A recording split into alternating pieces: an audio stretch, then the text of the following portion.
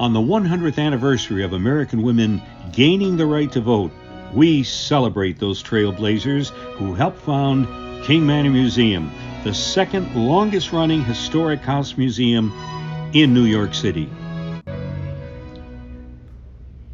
In the 19th century, urbanization caused by the Industrial Revolution expanded the middle class and decreased the cost of consumer goods.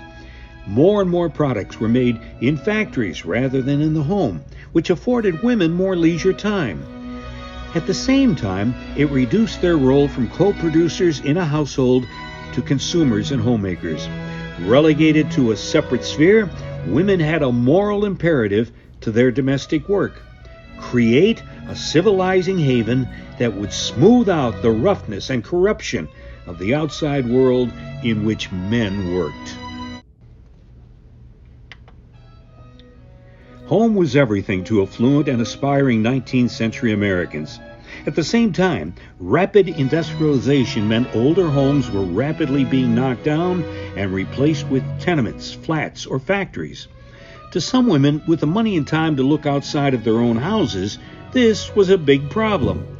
Were these women particularly historically minded? Some were.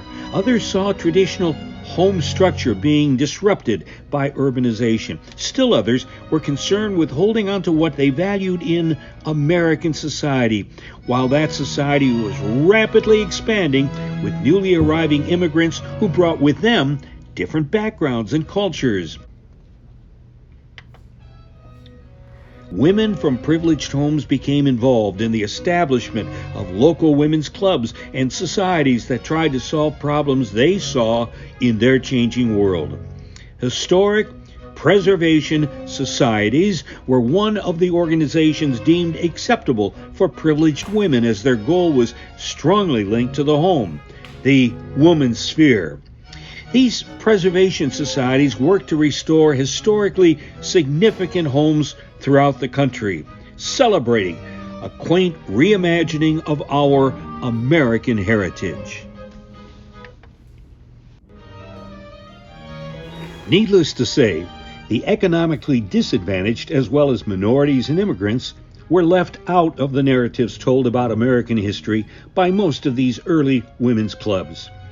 This exhibit uses the story of the founding of King Manor to talk about the legacy of women in historic preservation and its lasting impact on the history field today, where diverse histories are only recently being actively discussed and displayed, and where being considered women's work, like many other fields, such as teaching and nursing, labor is devalued and underpaid. Although imperfect, the women who worked in historic preservation paved the way for future women to become accepted into public organizations, which would eventually lead to work outside of the home and a more equal society.